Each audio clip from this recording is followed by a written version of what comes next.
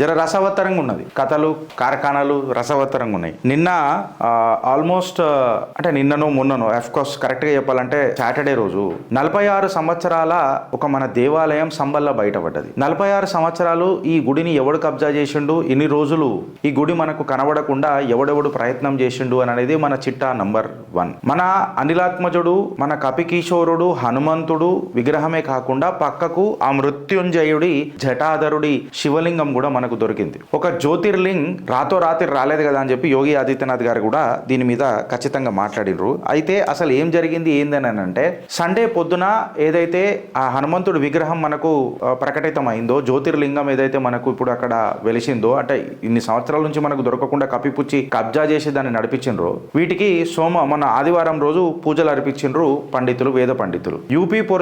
UP police ఎవరైతే ఉండేనో చాలా భారీ బందోబస్తుతోని మన ఈ శివ టెంపుల్ కోసము ప్లస్ హనుమాన్ టెంపుల్ కోసము బందోబస్తు పెట్టడానికే సంబల్ డిస్ట్రిక్ట్ లా యోగి ఆదిత్యనాథ్ ప్రభుత్వము చర్యలు తీసుకుంది. ఇన్ఫాక్ట్ ఈ గుడి 1978 తర్వాత మళ్ళా పూజలు అందుకుంది అని అంటే కేవలం నిన్న ఆదివారం అంటే సుమారు 46 సంవత్సరాల తర్వాత ఈ 400 సంవత్సరాల గుడిలా మళ్ళా పూజలు చేసుకునే ఆ పుణ్య కార్యక్రమం సండే రోజు జరిగింది. సండే రోజు ఆ టెంపుల్ ని వచ్చి క్లీన్ చేసి ఆర్తి చేయాల్సి వచ్చింది. And more over Sambhal sub divisional magistrate ఎవరైతే వందనా మిశ్రా ఉన్నారో ఈ కంప్లీట్ ఏదైతే టెంపుల్ ఉందో దీన్ని కంప్లీట్ గా రీస్టోర్ చేసి నేను మళ్ళీ రీఓపెన్ చేస్తా కంప్లీట్ గా 42 సంవత్సరాల తర్వాత దొరికిన మా అదృష్టాన్ని మేము అట్లా కానీయము అని చెప్పి ఆర్కియలాజికల్ సర్వే ఆఫ్ ఇండియా కూడా వీళ్ళు ఒక లేఖ రాసిండ్రు. కంప్లీట్ గా పోలీస్ బందోబస్తుతో దీన్ని నిఘాలో పెట్టాలని చెప్పిండ్రు. ఎవడెవడైతే కంప్లీట్ గా దీన్ని కప్పిపుచ్చే ప్రయత్నం చేసిండో వాళ్ళ మీద చర్యలు తీసుకుంటారు, ఎవడెవడైతే ఎంకరేజ్ చేసిండో వాళ్ళ మీద కూడా చర్యలు తీసుకుంటారు అని చెప్పి మాట్లాడారు. దీనికి మద్దతుగా దేశ్ కా ఉపయోగి యోగి ఆదిత్యనాథ్ గారు చాలా ప్రశ్నల వర్షం కురిపించిండు ప్రశాసన్ మీద, ఆర్ టు దట్ మ్యాటర్ వెనకటి అధికారుల మీద. ఈ 46 సంవత్సరాల దేవాలయాన్ని ఇన్ని రోజులు ఎవడు ఎంకరేజ్ చేసిండు? ఇవాళ ఏ దేవాలయాన్ని మనం కాపాడుకుంటున్నాము, ఏమి దుమ్ము తీసేస్తే ఏం బయటికి వెళ్తున్నాయి, మస్జిద్లు వెళ్తున్నాయా, దేవాలయాలు వెళ్తున్నాయా ఆయన మాట్లాడిండు. ప్రీవియస్ గవర్నమెంట్స్ ఏవైతే ఉండేనో వాళ్ళు ఎట్లా నెగ్లెక్ట్ చేసిండ్రు మన నమ్మకాన్ని, మన సాంప్రదాయాన్ని, మన నాగరికతను. ఇవాళ సడన్ గా ఏమన్నా ఈ ప్రభుత్వం వచ్చి గుడి కట్టిందా సంబల్లా? ఏమన్నా సడన్ గా హనుమంతుడు అక్కడ ప్రకటితమైందా రాత్రి? ఏమన్నా సడన్ గా జ్యోతిర్లింగము ఇవాళ అక్కడ ప్రకటితమైందా? ఇది మన నమ్మకం కాదా? It is not just about ఒక టెంపుల్ జ్యోతిర్లింగ దొరికిందో హనుమంతుడు దొరికిండో అన్నది కాదు. భారతదేశంలో భారతవనిలా సనాతన ధర్మం మళ్ళొక్కసారి ప్రకటితమవుతుందా లేదా అన్నది ఇలాంటి మన ప్రశ్న, మన మదిలో వేసుకోవాల్సిన ప్రశ్న. ఆల్ ఆఫ్ ది సడన్ అయితే హనుమాన్ టెంపుల్ రాలే కదా, ఆల్ ఆఫ్ ది సడన్ అయితే జ్యోతిర్లింగం రాలే కదా. ఇవాళ అయోధ్యలో రామ మందిరం కట్టకపోయినుంటే, అయోధ్యలో రాముడే లేకపోయినుంటే అని ఇలా మాటలు ఇన్నుంటే అయోధ్య రామ మందిరం వస్తుండేనా? అయోధ్య రామ మందిరం రాకపోయినుంటే అయోధ్యల ఇంటర్నేషనల్ ఎయిర్పోర్ట్ వస్తుండేనా? ఏవైతే రంగ వైభవంగా అయోధ్య మొత్తము ఇవాళ డెవలప్మెంట్ ఏదైతే అయిందో ప్రతి చౌరస్తా దగ్గర అదేమన్నా జరుగుతుండేనా? డబుల్ రైల్వే లైన్ మనకు అయోధ్యకు వస్తుండేనా? అండ్ టు దట్ మ్యాటర్ ఈ ఎక్సలెంట్ కనెక్టివిటీ మనకు వస్తుండేనా? అభివృద్ధి మాట్లాడే ప్రతి ఒక్క మనిషి ఇప్పుడు దీని మీద సమాధానం చెప్పాలి. ఎస్పెషలీ ఈ సూడో సెక్యులర్ వీళ్ళందరూ చెప్పాలి. ఇది వచ్చిన తర్వాత గిరి సంబల్ దాకానే మనం ఎందుకు ఆగిపోయినాం? మనము జ్ఞానవాపి కూడా మాట్లాడుకుందాం, కృష్ణ జన్మాష్టమి గురించి కూడా మాట్లాడుకుందాం, అట్లనే కాశీ మథుర కూడా మాట్లాడుకుందాం. ఇవన్నీ మన ఆలోచనలు వస్తాయి. అయితే సేమ్ మళ్ళా నేను ఈ టాపిక్ దగ్గర మిమ్మల్ని ఆపుతున్నా, ప్రతిసారి వచ్చి మిమ్మల్ని టాపిక్ దగ్గర ఆపుతా. ప్లేసెస్ ఆఫ్ వర్షిప్ యాక్ట్ మీకు నేను చెప్పకనే ఇండైరెక్ట్ గా చిన్నగా చెప్పిన ఏందనంటే తొందరపడి ఒక కోయిల ముందే కూసిందా అని అంటే ఎస్. జైన్ గారితో మీరేమన్నా గిరీష్ ఏమంటారు సింక్ల లేరా ఆర్ టు దట్ మ్యాటర్ వ్యతిరేకిస్తున్నారంటే నేను వ్యతిరేకిస్తలేను. ఆయనకు పాదాభివందనం చేసుకుంటా. మనం జర తొందర పడ్డామేమో విష్ణు జైన్ అన్న అని చెప్పి చిన్న కోరిక చెప్తా. ఏందనంటే ప్లేసెస్ ఆఫ్ వర్షిప్ యాక్ట్ ఎక్కడ కూడా మన సర్వేలను ఆపమని చెప్పి మనకేం పెద్దగా ఆపమని చెప్పలే. కేవలం religious character of that place అనేది మనము ఉంచుకోవాలి. Religious character of the place అనేది ఎప్పుడు ఎట్లుందో అది అట్లనే ఉండాలి. అయితే ఇది మనం టక్కున వేయంగానే ఇప్పుడు ఏమైపోయింది అంటే సుప్రీంకోర్టు ఏమన్నది అంటే మళ్ళీ యాక్ట్ వచ్చింది కదా, ఈ యాక్ట్ వచ్చినందుకు మీరు ఏం చేస్తారు అని చెప్పి 3 సంవత్సరాల క్రితం కూడా భారతీయ జనతా పార్టీని ఇదే క్వశ్చన్ అడిగింది. అండ్ ఈ క్వశ్చన్ మళ్ళా లేవనెత్తింది. ఎందుకంటే పాత కేసు ఏదైతే ఉండనో ఆ పాత కేసుని ఇప్పుడు విష్ణు జైన్ గారు వేసిన కేసుని రెండింటి క్లబ్ చేసి వాళ్ళు సుప్రీంకోర్టు వాళ్ళు గవర్నమెంట్కి లేఖ రాయమంటున్నారు. Now the question is with BJP. ఇప్పుడు బీజేపీ కూడా ఖచ్చితంగా దీని మీద కంప్లీట్ ఒక అఫిడవిట్ ఇవ్వగలుగుతుందా అని అంటే నో. ఎందుకనంటే ఇది అంత తేలికమైన పొరగల మజాక్ కాదు, it's an act. Act. Kashmiri 370 ఎట్లాంటిదో ఆర్టికల్ 370 అంటే నేను అట్లా కంపేర్ చేస్తలేను, బట్ ఇది కూడా అట్లాంటిదే. కాంగ్రెస్ అట్లా చేసింది వెనకటికి.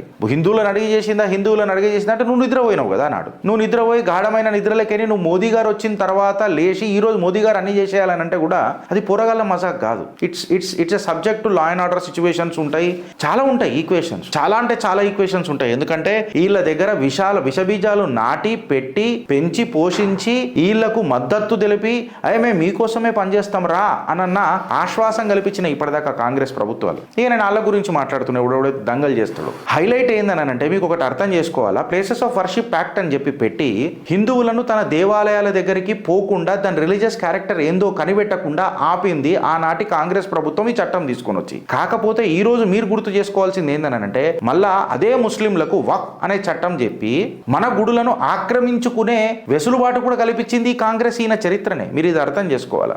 ఇప్పుడు సంబల్లా నా గుడికి పోయి నేను సర్వే చేద్దాము అని అంటే ప్లేసెస్ ఆఫ్ వర్షిప్ యాక్ట్ అని తీసుకొని వచ్చి నా ముంగట మాట్లాడుతున్నాడు, సుప్రీంకోర్టులో అర్జీ పెట్టుకుంటున్నాడు, సుప్రీంకోర్టు లోవర్ కోర్టులకు డైరెక్షన్ ఇస్తున్నారు, పెద్దన్న దగ్గరికి మ్యాటర్ వచ్చిన తర్వాత మీరెందుకు పంచాయతీ సెటిల్ చేస్తున్నారు అని. Fine, accepted. బట్ ఈడేం చేస్తున్నాడు, ఒక వక్ఫ్ అనే ఒక చట్టం తీసుకొని వచ్చి 1500 సంవత్సరాల నాటి దేవాలయం తమిళనాడులా అది మాది, 100 సంవత్సరాల దేవాలయం ఎక్కడున్నా అది మాది అని చెప్పి చెప్తున్నాడు. అక్కడ religious character of A place అనేది కిక్కిన్ కాదు వీళ్ళకు, ఎందుకంటే వక్ఫ్ ఆ చట్టాలు ఇచ్చిండ్రు. మీరు చూడుండ్రి, ఇగో ఇవన్నీ అడ్డం వస్తాయి కేంద్ర ప్రభుత్వానికి. పోరగాళ్ళ మజాక్ కాదు. ఇప్పుడు ఎట్లుంటుంది అని అంటే నా కొడుకు ఇంజనీరింగ్ అయిపోయింది కదా, రేపటి నుంచే ఉద్యోగం ఎక్కాలా, రేపటి నుంచే నాకు సంపాదించి ఇయ్యాలా, ఇగో ఇట్లానే ఉంటుంది. తల్లిదండ్రులు అట్లా ఆశిస్తారా? లే మొన్ననే ఇంజనీరింగ్ అయిపోయింది, వాడు ప్రయత్నాలు వాడు చేస్తాడు, మంచి ఉద్యోగం ఎక్కువ బేట, తొందరపడి ఏదో చిల్లర పంచాయతీ చేసుకోకు. ఫైన్, వాళ్ళ ఇంట్ల పరిస్థితులను బట్టి అట్లుంటుంది. ఇప్పుడు మన పరిస్థితి అంత దీనమైన స్థితిలో ఏం రాదు. ఎందుకంటే భారతీయ జనతా పార్టీ ఎప్పుడైతే అధికారంలో భారతదేశంలోకి వచ్చిందో ఆనాటి నుంచి మన నమ్మకం రెట్టింపు అయింది. ఆఫ్ కోర్స్ మన ఎక్స్పెక్టేషన్స్ కూడా రెట్టింపు అయినాయి. ఎస్ గిరీష్, దీనికి సొల్యూషన్ లేదా? ఇప్పుడు మోదీ ప్రభుత్వం దీన్ని నెగ్లెక్ట్ చేస్తుందా? మోదీ ప్రభుత్వం దీన్ని ఏం చేయలేదా? భారతీయ జనతా పార్టీకి చేత కదా. కొంతమంది ఉంటారు కదా వాళ్ళకు ఇట్లాంటి ప్రశ్నలే వస్తాయి. అయితే నేనేమంటా అంటే సజెషన్ ఏందనంటే, ఇప్పుడు వెనకటికి బ్రిటిష్ ప్రభుత్వం నాటప్పుడు కూడా పిటిషన్లు పడ్డాయి. ఇగో ఈ గుడి ఇది మస్జిద్ కాదు, ఇది గుడి, దీని మీద మీరు అది తీసుకోవాలని. ఇవన్నీ కేసులు అప్పటి కాలం నుంచి మొత్తం కేసులు అంటే 15th August 1947 కంటే ముందు బ్రిటిష్ ఎంపైర్లా ఏమేం కేసులు పడ్డాయో అది డిస్మిస్ అయినా, కొట్టేసినా, పెండింగ్ ఉన్నా, ఏమున్నా, ఎట్లాంటిది ఉన్నా, there might be reasons many.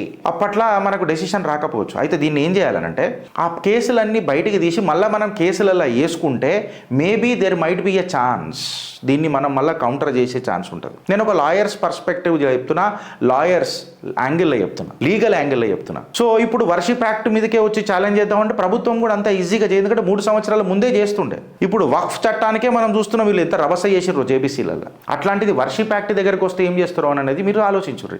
Problem ఏందనంటే సంబల్లా వాళ్ళ గుడి కోసం అదైతే వాళ్ళు ఎంత లొల్లి చేసేసారు.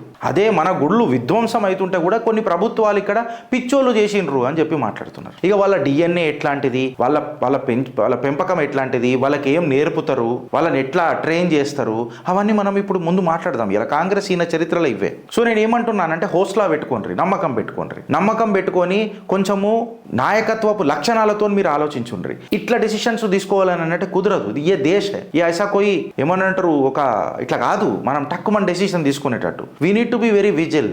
మీ నమ్మకమే ఇవాళ భారతీయ జనతా పార్టీకి బలం అవుతుంది. ఇది ఇట్లా మీరు చేసుకొని ఎక్స్పెక్టేషన్స్ పెంచేసుకొని ఇట్లా అయిపోవాలని అంటే కుదరదు. సో నేనేమంటున్నానంటే the best solution to this concept is, ఎప్పుడు బ్రిటిష్ ఎంపైర్ నుంచి ఏవైతే కేసులు పడ్డాయో అవి 2 ఉండొచ్చు, 3 ఉండొచ్చు, 200 ఉండొచ్చు, 2000 ఉండొచ్చు, ఏమన్నా ఉండొచ్చు. నాకు తెలిసి 100-200 కంటే అయితే ఎక్కువ ఉండకపోవచ్చు ఆ కేసులు. ఆనాటి బ్రిటిష్ ప్రభుత్వం ఇయ్యలేదు, ఇస్తే ఏమి ఇచ్చింది, డిస్మిస్ చేస్తే ఎందుకు చేసింది, ఏం కథ అయింది, అది తీసుకొని మనం మాట్లాడి మై లార్డ్షిప్ ఇగో ఇది ఇట్లా ఉన్నది, ఇట్లా అయింది. సో దీన్ని మనం నేను చేస్తున్నా, ఇది 1947 కంటే ముందే కేసు ఆల్రెడీ మ్యాటర్ ఇది ఉన్నది కాబట్టి దీన్ని మనం పరిశీలించాల్సిన అవసరం ఉన్నది అని చెప్పి దీన్ని తీసుకొని వచ్చి మనం మాట్లాడితే యాడెడ్ అడ్వాంటేజ్ ఉంటుంది. ప్రభుత్వం ఏం చేస్తుంది, ఎట్లా చేస్తుంది, ఏ కాడ దాకా పోతుంది, ఎంత చేయగలుగుతుంది, చేసినప్పుడు ఎంత లక్షణంగా చేసింది, ఎంత లాజిక్గా చేసింది అనేది మనం ఆర్టికల్ 370 చూసినాం, ఎక్సెట్రా చూసినాం. ఒకటేసారి వర్షిప్ యాక్ట్ దగ్గర పోదామనన్నా, ఆర్ టు దట్ మ్యాటర్ వక్ఫ్ దగ్గరకు వద్దామనన్నా మధ్యలో ఒక ఉంటుంది, ఆ స్పేస్ ఉంటుంది. ఆ స్పేస్ని ఫస్ట్ ఫిలప్ చేయాలి రాజకీయంగా. ఆ స్పేస్ని ఫిలప్ చేస్తేనే మనం అన్నిటికీ వర్కౌట్ అవుతుంది. అవుతుంది. ఇప్పుడు ఒక పార్లమెంట్లో ఆర్డినెన్స్ కూడా పాస్ చేసేసి రామ జన్మభూమిలో రామ మందిరాన్ని మనం కట్టుకునే ఆస్కారం ఉన్నదా అంటే బరాబర్ ఉన్నది. బట్ న్యాయబద్ధంగా గెలిచినాం. బికాస్ హిందూ అనేటోడు ఎప్పుడు లాని నమ్మిండు, లాజిక్ని నమ్మిండు. ఆ లాజిక్ని నమ్మినందుకే నువ్వు హిందూ అయినావు. ఈ సెక్యులర్ ఫ్యాబ్రిక్ అనేది ఎప్పటిదాకా ఉంటుంది దేశంలో అంటే లాని లాజిక్ని నమ్మే ఈ సనాతన ధర్మ సంతానం బతుకున్నన్ని నాళ్ళు, ఊపిరున్నన్ని నాళ్ళు ఆ సెక్యులరిజం అనే ఉత్సాహం ఉంటుంది. కాకపోతే ఈ సెక్యులరిజం అనే ఢోంగుల ఎవడెవడైతే మనతోని నజాకత్ నౌటంకిలు చేసిండ్రో ఇప్పుడు తిప్పికొట్టే ప్రయత్నం వచ్చిందా లేదా మీ కామెంట్ రూపంలో చెప్పండి. అందుకనే ఈ ఉత్సాహానికి మనం ఇంకా రెట్టింపు ఉత్సాహంతో పనిచేయాలనంటే దానికి పెట్టుబడి ఓపిక. ఆ పెట్టుబడి ఓపిక, నీ రిటర్న్ ఆఫ్ ఇన్వెస్ట్మెంట్ కరెక్ట్గా ఉండాలా అని అంటే ఓపిక ఫస్ట్ పెంచుకో. ఓపిక పెంచుకున్న తర్వాత ఈ ఓపికలా ఊపిరి ఏంది గిరీష్ అని మాట్లాడితే భారతీయ రాజ్యాంగంలో ఏం ఫెసిలిటీస్ ఇచ్చిండ్రు, ఏం లూప్ హోల్స్ ఉన్నాయి వెతుకుదాం. టెక్నికల్గా తీసుకుందాం. టెక్నికల్గా లూప్ హోల్స్ వెతికి కొట్లాడదాం, న్యాయబద్ధంగా కొట్లాడదాం, న్యాయ వ్యవస్థ పైన నమ్మకం పెట్టుకొని కొట్లాడదాం. ఆ తర్వాత కుర్చీ మడతబెట్టి ఆలోచిస్తారా లేక అనుభవిస్తారా? భారత్ మాతాకి జై.